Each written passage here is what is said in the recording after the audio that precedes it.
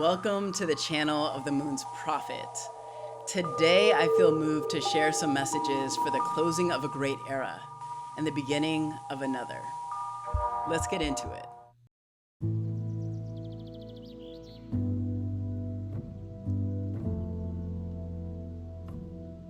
We're just a few days into 2026, but if you're like me, you've been feeling a strange gravity for weeks now. The air is thick and charged. If we consult the stars, they show us that we're standing at a threshold. What we're sensing is larger than the turning of a calendar year. This feeling goes beyond the shift from 2025 to 2026. It comes from something deeper, something slower, something vast enough to shape generations. We're living through the final days of Neptune's journey through Pisces. Pisces is the final sign of the zodiac. Aries is the first. So when Neptune moves from Pisces into Aries, it crosses the finish line of the zodiac wheel itself and carries the entire cycle forward into a new beginning. Right now, Neptune sits at 29 degrees Pisces, the last degree of the entire zodiac wheel. It signifies culmination, integration, the gathering of wisdom from a long arc of experience, the distillation of everything that came before. We're in a rare and precious window of time, wherein Neptune is giving us special support in absorbing the many wisdoms of its full cycle. When Neptune enters Aries, it completes a journey that takes 165 years.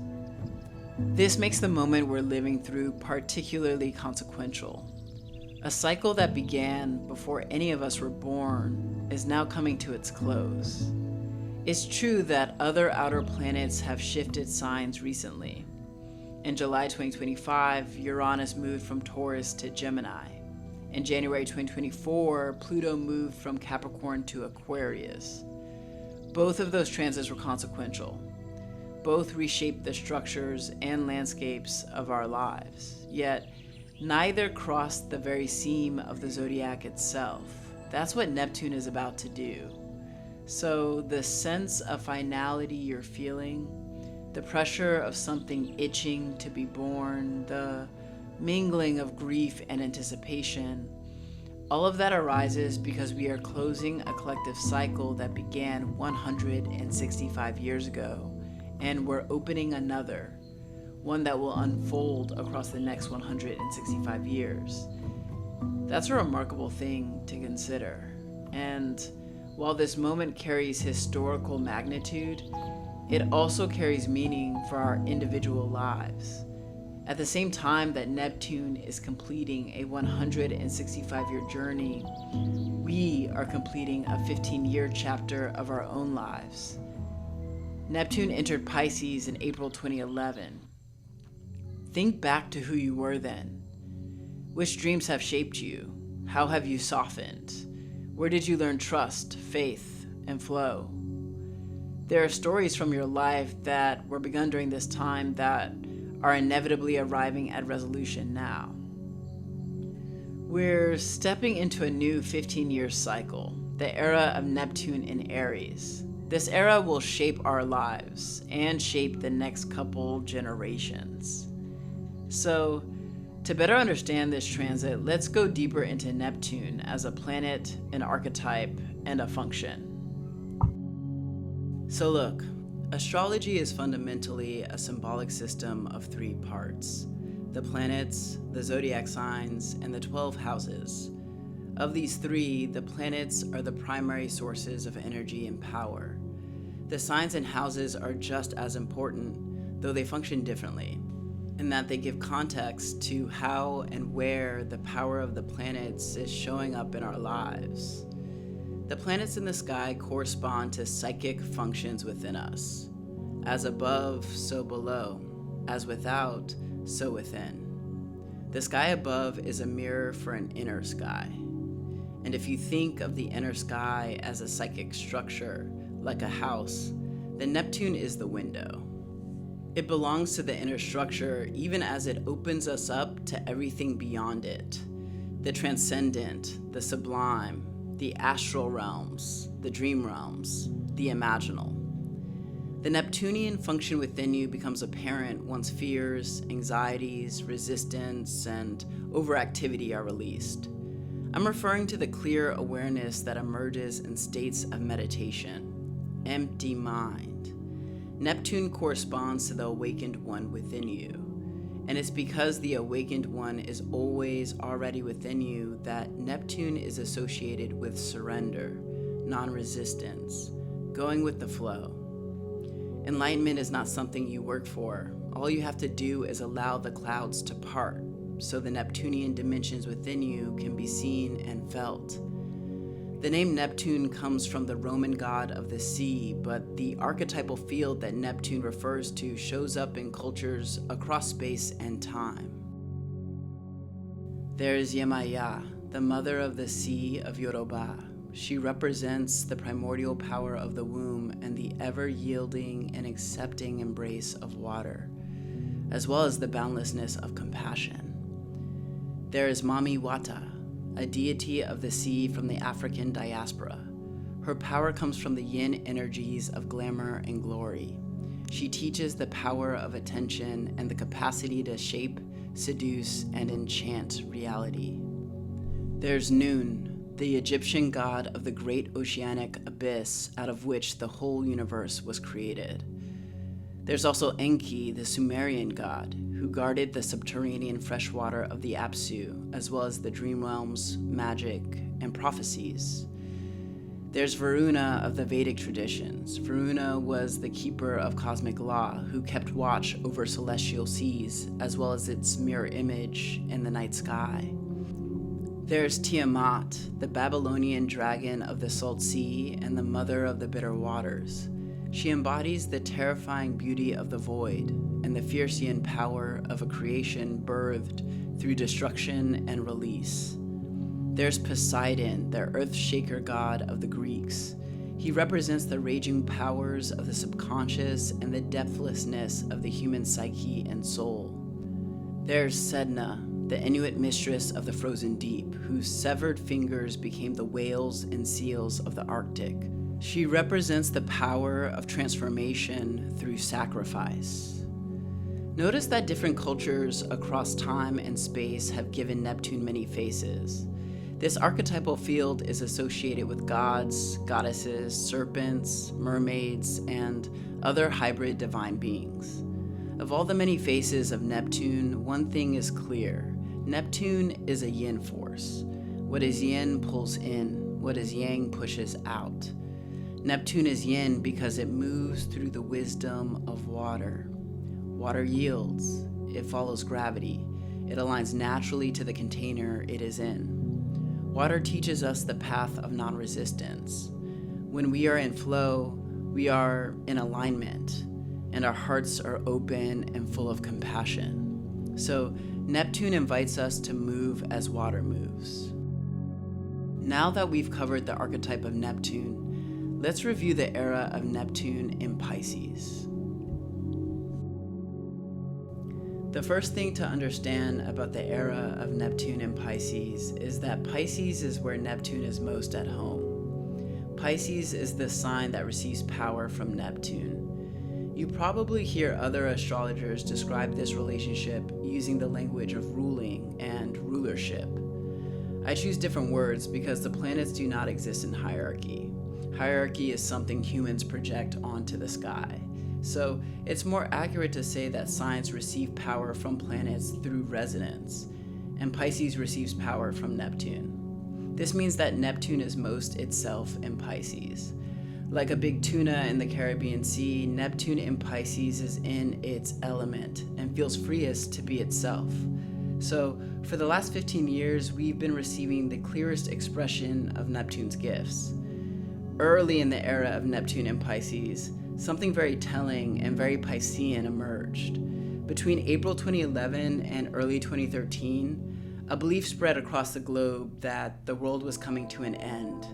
It was said that according to the Mayan calendar, December 2012 marked the conclusion of time itself. People seized this idea with fervor. At the time, I was living on the big island of Hawaii, and everywhere I went, I met people preparing for the end of the world. Some people thought the world would collapse apocalyptically. Others believed that those who had reached a certain level of spiritual awakening would ascend into another dimension, leaving the rest of humanity behind. There are few things more Piscean than the sense of an ending. As I've been saying, Pisces is the end of the zodiac. So it was really on the nose that the end of the world was predicted, and that it caught fire, and that this idea had to do with spiritual awakening. During this same period, nomadic spiritual communities formed and spread. Rainbow gatherings drew people from across the world into temporary villages built on shared resources, shared labor, and shared ritual. These communities often lasted weeks or months before dissolving, reforming, or migrating elsewhere. I myself lived at a rainbow gathering for a couple weeks on the big island of Hawaii. It was pretty amazing. I just showed up and immediately I was welcomed, given food, and shown where I could set up my tent. There were spare tents for people who showed up without shelter. The rainbow gathering I attended was an example of village life. It was a living experiment in love, anarchy, and spiritual devotion. Of course, not all rainbow gatherings were successful at creating community, but my point is that the very phenomenon of rainbow gatherings epitomizes the ethos of Neptune in Pisces. While Neptune was in Pisces, people around the world awakened to a profound realization. Through the power of attention, they could magic themselves into new realities. The understanding that you are the dreamer and that reality responds to consciousness is the essence of Neptune's passage through Pisces. Over the last 15 years, there's been a widespread opening to the spirit realms. New Age spirituality expanded rapidly. Practices such as yoga, meditation, sound healing, fasting, cleansing, and juicing, they entered the mainstream and took off like wildfire. Healing became a global industry worth trillions. Travel to the global south for meditation and wellness retreats also increased dramatically. Ayahuasca and other ancestral medicines became part of the collective vocabulary. Every action has an equal and opposite reaction. So, at the same time, the dysfunctions of Neptune took off. Global drug use increased sharply. New and powerful substances entered circulation, fracturing families and devastating entire communities. Digital life expanded into immersive virtual worlds. Screens became portals of escape and projection. If everything is a dream, what anchors us to care, responsibility, and discernment? This polarity has defined the Neptune and Pisces era. Awakening and escape, transcendence and dissolution, compassion and confusion. Here are some questions to reflect on during the final weeks of this era. Which Neptunian lessons have shaped me over the last 15 years? Where did my boundaries soften in ways that brought compassion, healing, or confusion? Which dreams did I follow, and which illusions asked to be released? How did grief, loss, and surrender open doorways I did not know existed? Where did I learn the difference between escape and transcendence?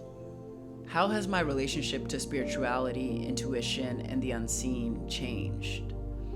What forms of devotion carried me through this era? Where did I dissolve, and what quietly reassembled itself in my place? All right, y'all. Let's talk about the era we're about to enter, the era of Neptune in Aries. This is a big deal. As I've been saying over and over, Pisces is the final sign of the zodiac, and Aries is the first. Pisces gathers wisdom, Aries initiates movement. Pisces surrenders, Aries acts. When Neptune enters Aries, we are invited to convert our Piscean wisdom into kinetic energy. Action, decisions, boundaries, big moves. So let's get into the archetype of Aries so we can better appreciate the era we're about to enter. Aries is an archetypal field associated with the warrior, the hero, the survivor. Aries is the primal spark of life, the instinct to move forward, the impulse to exist, the will to act. Aries is the first breath, the first step, the moment consciousness decides to become incarnate. Think of the Magician card in tarot. It's the second major arcana card in the deck. It comes after the Fool. The Fool is a very Piscean card. It represents pure potential, openness, trust, the willingness to leap. The Magician signifies the moment that potential becomes directed, fire leaping up from the sparks. Aries is a magician. Like fire, Aries teaches us how to make something come from nothing. Aries also teaches us that creation requires risk. We might get burnt at first, but if we keep at it, we'll learn how to dance with fire. The evolutionary imperative of Aries is to develop courage. Courage is the willingness to act in the presence of fear.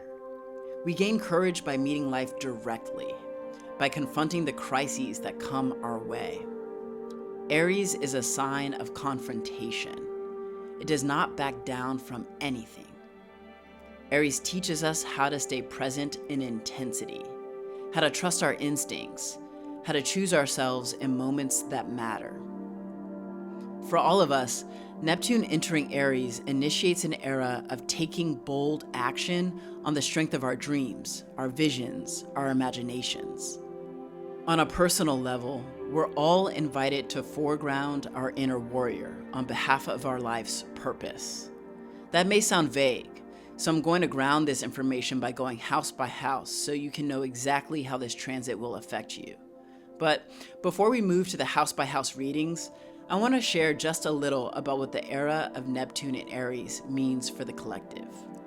There are two major themes that Neptune in Aries suggests on the larger scale: more wars and more innovation. The last time Neptune was in Aries, the Civil War took place. There was also the Franco-Prussian War that led to the unification of Germany. Nations were unmade and then remade. We can't know exactly what will happen, but one thing we do know is that the wars of the future do not look like the wars of the past. Today, it's very possible for a bunch of nerds in a computer lab to wreak havoc in distant countries. And with AI becoming more sentient, it's quite likely that AI will play a bigger and bigger role in the wars to come.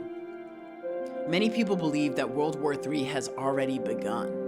This may sound scary, but the first thing we can do to honor Neptune in Aries is confront reality without illusion. It's undeniable that global conflicts and crises are increasing and will continue to increase. That said, it doesn't make sense to worry about things outside our control. That's why astrology is best used as a tool for personal divination. So let's ground all of this information by going house by house to see how Neptune entering Aries will impact you. Please take a moment to find where 0 degrees Aries falls in your chart. It doesn't matter if you don't have anything in Pisces or in Aries. We all have all 12 zodiac signs in our charts. So find the line between Pisces and Aries. Then look to see which number house it is in. Take a look at this example chart. You can see that 0 degrees Aries falls in the 6th house. If you don't have your chart, go to astro-seek.com. Click on birth chart. Enter your birth details.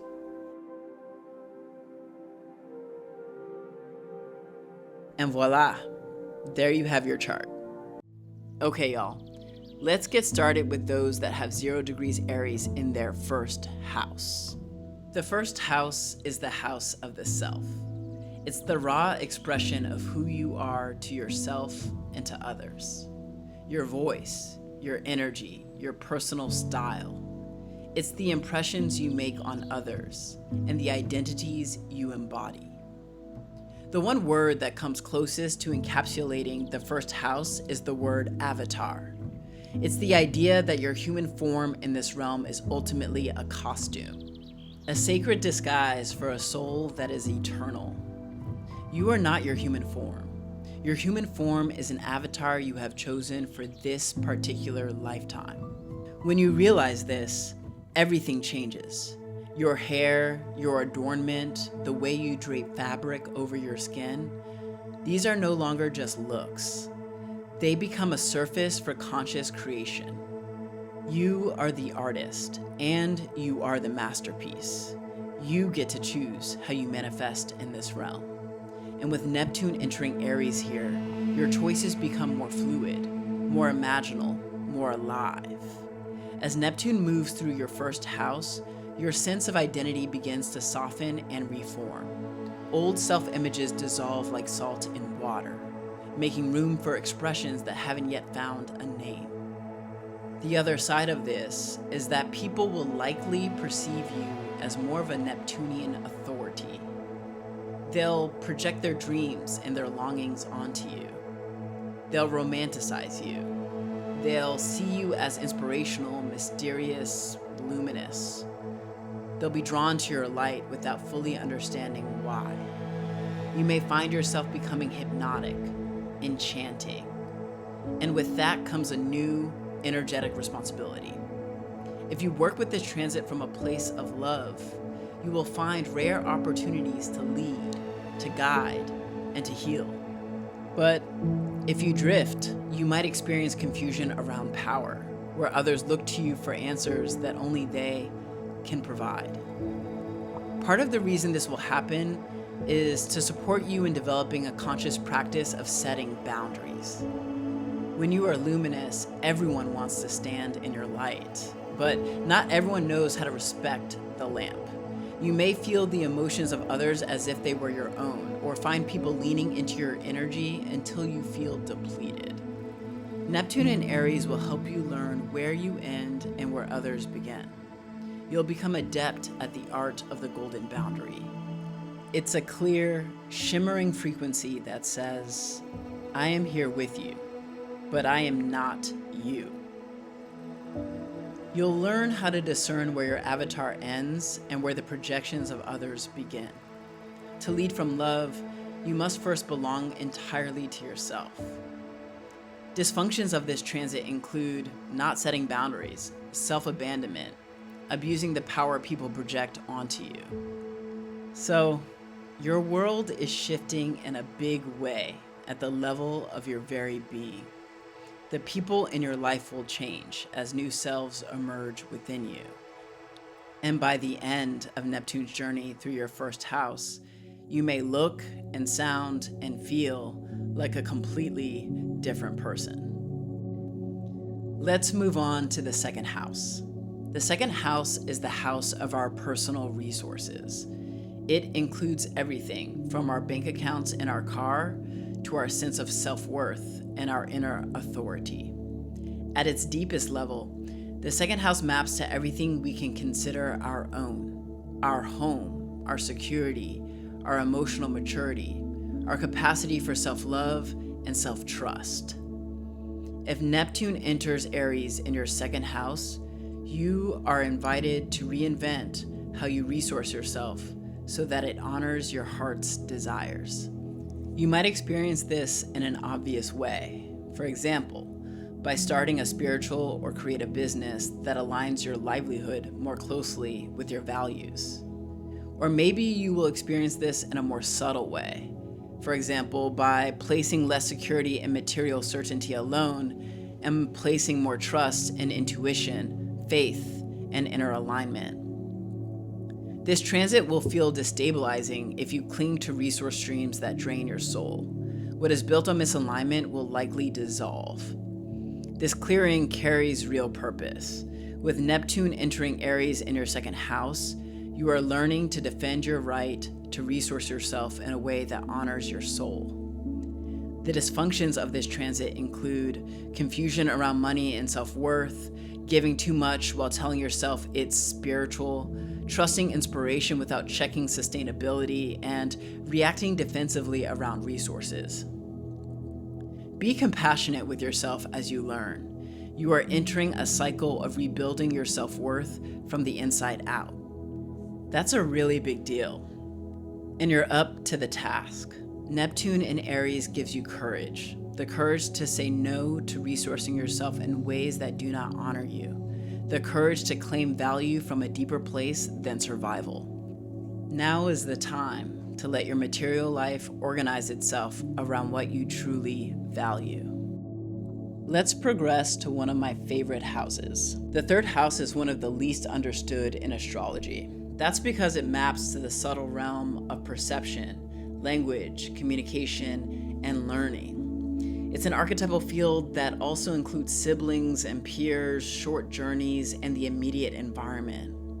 It describes how the mind receives information, how meaning is made, and how reality is narrated moment by moment. With Neptune entering Aries here, the mind itself becomes a threshold. Outdated mental patterns fall away. Your certainty loosens. You hear more clearly the words of your inner guide. This can feel disorienting at first. Your thoughts may blur. You may hear yourself speaking words before realizing you no longer live inside the beliefs behind them. That's because it's time to update your language. Neptune in Aries brings fire to the field of the mind. You are invited to speak from instinct, to trust what moves through you before it has been fully organized. That can feel scary. This is a cycle where language becomes spell work. Your voice becomes a site of initiation. So the risks, while they feel scary, they're necessary. To support yourself in learning how to speak spells that transform your reality, take short trips, change up the scene, go out into the world. There's no better way to see yourself anew, to see yourself clearly, than to put yourself in a new environment. If you fall into dysfunction here, you may exaggerate, mislead, or spin fantasies that feel convincing even to you. You can stagnate and become dogmatic. You can become the kind of person that speaks empty words just to fill the silence. Put simply, your words can get away from you and harm others. Remember, you are called to create magic from your tongue, and magic carries responsibility. The only difference between the magician and the scammer is that the magician actually knows how to pull the bunny out of the hat. Let's move on to the fourth house. It's one of the easiest houses for folks to identify with. The fourth house is the ground of the chart. It includes the home, family, ancestry, belonging. It's that sanctuary within you that guides your life. With Neptune entering Aries here, the first act of creation is inward. You are invited to shape a home that emerges from the soul rather than from obligation or inheritance. Your sense of roots asks to be reimagined. What once felt familiar may begin to feel misaligned. What once felt distant may begin to call you home. This is a season where boundaries within family systems come into focus. Quite likely, there are people in your life who have been named as family that need to be released. Yeah, I said it. They are holding you back. They are not honoring your boundaries. They are people you are relating to purely out of duty and obligation, but they do not honor you. You can release these people in love because you release them not to reject them, but to be faithful to your inner life and your inner peace. Once you release these people, new individuals will step forward. They will be true soul family to you. The fourth house is a space of belonging to yourself and to the people you call family. You are ready for truer, more meaningful forms of belonging. As space clears, new ways of being held and belonging emerge. Chosen family, soul kin, relationships that honor your tenderness and your truths.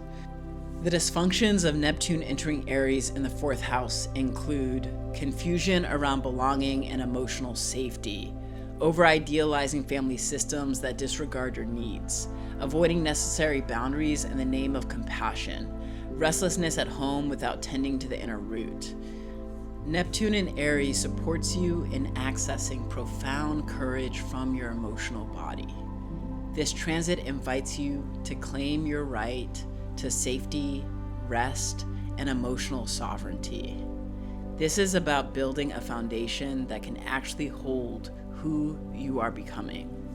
The fifth house is the house that's having the best time. It's the realm of creative fire, pleasure, play, romance, and the inner child. Its purpose is to help you remember that joy itself is a sacred practice.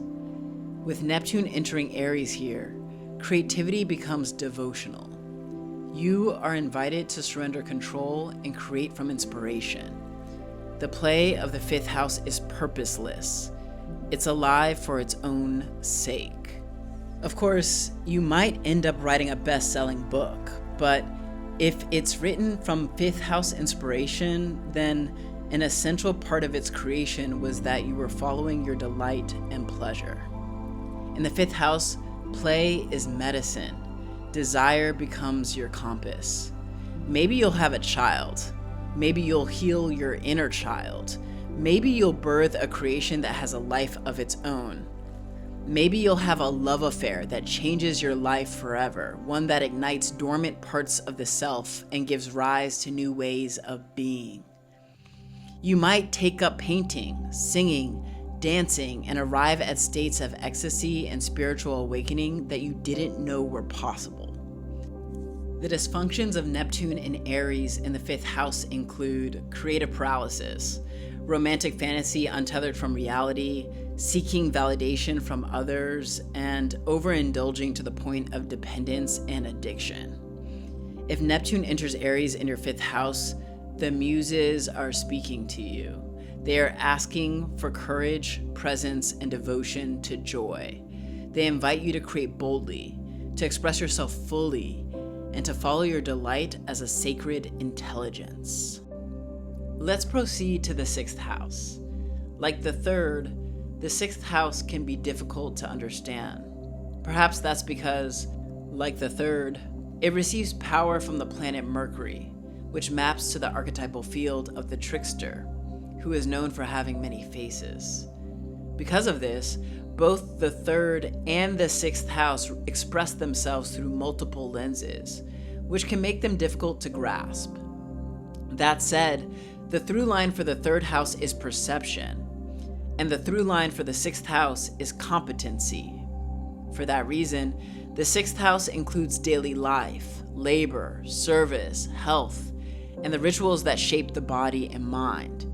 It also contains apprenticeship, humility, and skill earned through repetition.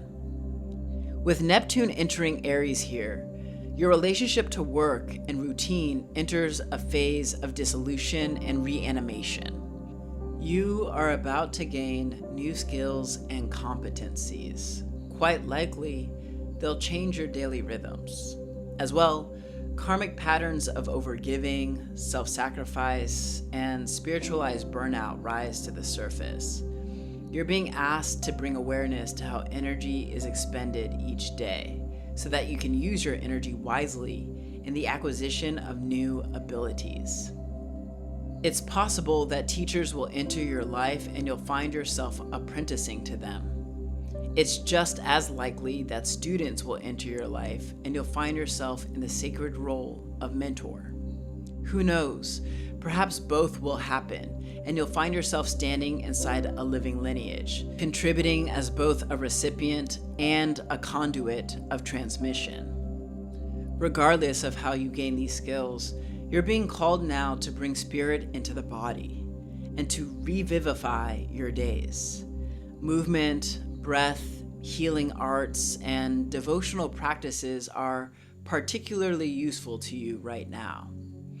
The dysfunctions of Neptune in Aries in the sixth house include martyring yourself, pretending that your burnout is service, neglecting the body while tending the spirit as if those are separate, drifting through routines without presence, claiming expertise without developing competencies, and conflating urgency and purpose. Neptune in Aries helps you summon the courage to change how you work, the courage to say yes to the rhythms that support your vitality, the courage to become a student again. You did not come into this human realm to exhaust yourself. You came here to learn, to feel, to evolve. Neptune asks that your daily life become an offering shaped by skill and humility. Onward to the 7th house. Many people think the 7th house is about marriage. That's a bit like thinking school exists only to teach math. Math happens in school, yes. Marriage happens in the 7th house, yes, but neither is the deeper point. The 7th house is the house of peers, of reciprocity, of those we meet as equals and those with whom we practice mutuality and balance. So it's a space that includes our friends, our intimates, our peers, and yes, our lovers. Really, it can include anyone with whom we engage one-on-one. The 7th house is where the self meets the other.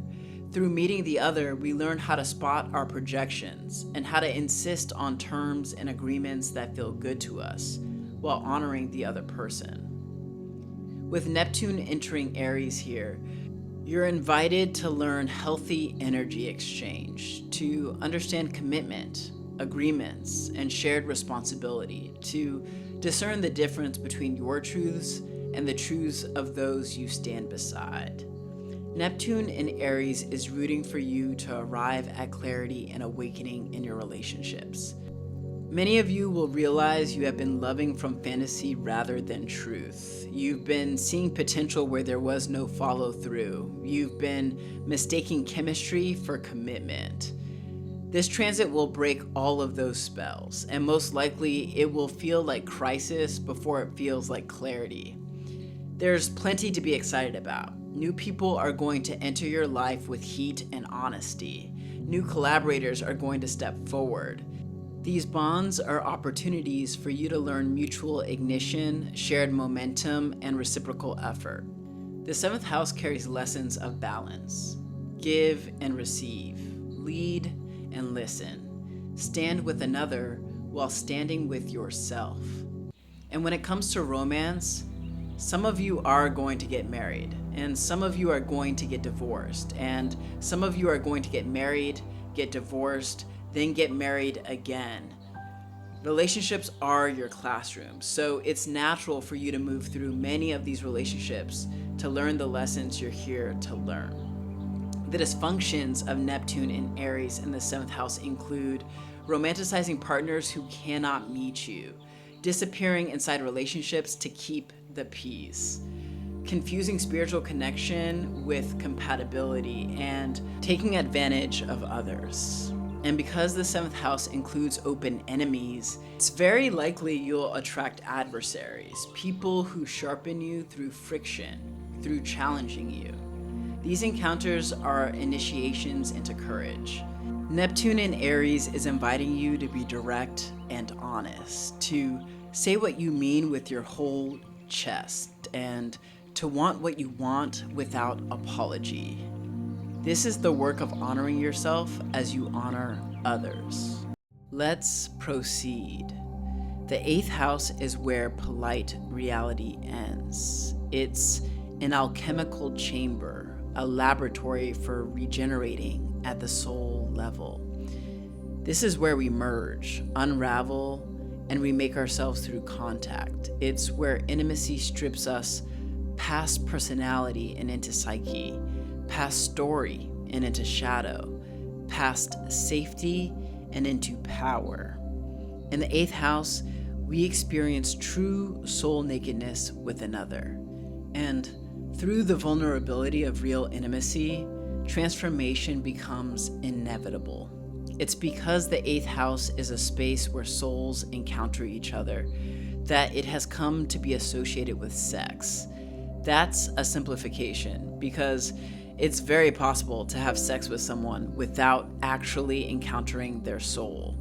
With Neptune entering Aries here, the veil thins around power, desire, and vulnerability. Emotional truths intensify. Energetic exchanges become unmistakable. This transit initiates you into a braver relationship with depth.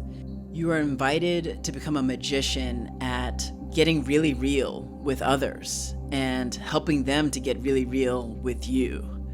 Some of you will become shamanic healers during this transit, no lie. You'll become magicians at tangling with the unconscious processes of others. You'll develop profound emotional bonds and experience intense financial entanglements that require honesty and clarity. Some of you will experience the crucible of losing someone. Integrating that loss will transform you forever. Encounters with grief, healing, sexuality, and the unseen will reshape you from the inside out. You'll become more intimate with the underworld than you thought possible. You are learning to face what once felt overwhelming, to claim agency inside transformation. The dysfunctions of Neptune in Aries in the 8th house include losing yourself in emotional and sexual merging and codependence, conflating intensity and intimacy, avoiding transparency around shared money and power, and objectifying others and allowing yourself to be objectified. The work here is conscious surrender. This is an initiation into fearless intimacy. By the end of this passage, you'll know your way around the underworld, and you'll have the psychological complexity required to be a sacred healer for others. Okay, let's expand toward the 9th house. Pun intended. The 9th house is a space of expansion. It opens the mind toward meaning, belief, and vision. It includes learning, long journeys, immigration, language acquisition, the crossing of cultural thresholds, and symbolic systems like law, mathematics, astrology, and philosophy. The 9th house describes how we seek truth, how we orient toward the cosmos, how we make sense of life beyond the familiar. It reveals the unseen model of reality through which we interpret existence itself. With Neptune entering Aries in the 9th house, you are being supported in your growth. Life begins pressing against the edges of your current worldview. You start to itch for new ways of understanding and new ways of making meaning. Real talk, it's time to learn a new language, to move to a foreign country, to immerse yourself in a way of life that is starkly different from your own, to encounter ways of living that rearrange what you thought was natural, obvious, or universal. It's time to get uncomfortable. There's some way in which you're stuck in your life. Your horizons have stopped receding into the distance. They're no longer beckoning you forward. Neptune in Aries invites you to get unstuck by setting your sights on new horizons. And, of course, you'll experience the grief of releasing old ways of understanding. Anytime we grow, we lose some folks, and we gain new ones.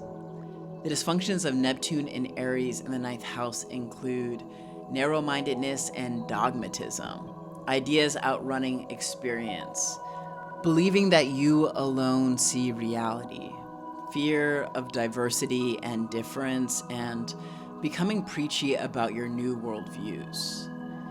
Neptune in Aries supports you in forging meaning at the outer edges of your lived experience. This passage carries you to the limits of what you know. You'll feel the pull of wider skies and bigger questions. Life will press you to keep moving, to keep listening, to keep learning. Trust that your path will open as you follow what expands you. Onward to the most famous house. The 10th house is the most visible house. It's where we are seen, named, and recognized, especially in Western cultures, which tend to emphasize what we do. In that way, it can also be the most vulnerable self. To be known by something is to be open to wounding through that very thing. It's in the 10th house that we consider the impact we want to make on the world, how to live lives of consequence, what our legacy will be. It's how we respond to our call in the world on a public stage. This has nothing to do with becoming a big name. Every single one of us is called to make certain contributions to the world. With Neptune entering Aries here, you are invited to convert the dreams you received while Neptune was in Pisces into a living contribution, to boldly make one of your dreams come true, to fearlessly embody a new public persona, to give a gift to the world that comes straight from the soul. Your purpose in the world is undergoing a transformation. This can feel very disorienting. You'll notice that the audience you're accustomed to, their clapping doesn't hit the way it used to. The titles and responsibilities that once gave you comfort will start to feel like cages. This is natural. It signals that your outer life is being recalibrated to match your inner evolution. Quite likely, many of you will step into Neptunian contributions to the world. Teaching, healing, divination, working with the imaginal, the symbolic, the unseen realms. Others of you will bring Neptunian vision into existing fields, softening rigid structures from within, infusing meaning to places that overemphasized function. The dysfunctions of Neptune and Aries in the 10th house arise when you cling to public roles that no longer resonate, when you continue performing a version of yourself that belongs to an earlier chapter of your life, when you wait for external validation before stepping forward. Neptune in Aries supports you in cultivating the bravery to risk being misunderstood and to move ahead even as the path continues to reveal itself. By the end of this passage, your visibility feels earned through integrity, and the roles and responsibilities you hold in the world feel like a natural extension of your inner life. With the 11th house, we step into the worldliest house of them all. It's where we connect our dreams and wishes for our lives to those of a larger movement. For that reason, the 11th house is the realm of long-term wishes, goals, and intentions, cultural movements and collective wills, and community-level envisioning. One of the surest ways to make magic in the 11th house is to link your personal path with the moment in history you are living inside. This is where your individual becoming meets the zeitgeist. When we are rooted in 11th house authority, we possess a clear sense of direction in time. We become capable of contributing on a historical scale. These goals feel realistic because they are aligned. They arise from the chemistry of finding yourself reflected in a group of people carrying a vision larger than any one individual. With Neptune entering Aries here, your sense of future direction begins to reform. Dreams clarify through action. Vision sharpens through participation. As we've discussed, the era of Neptune in Aries heralds proliferations and escalations regarding wars, crises, conflicts, rebellions, and freedom struggles on a global scale.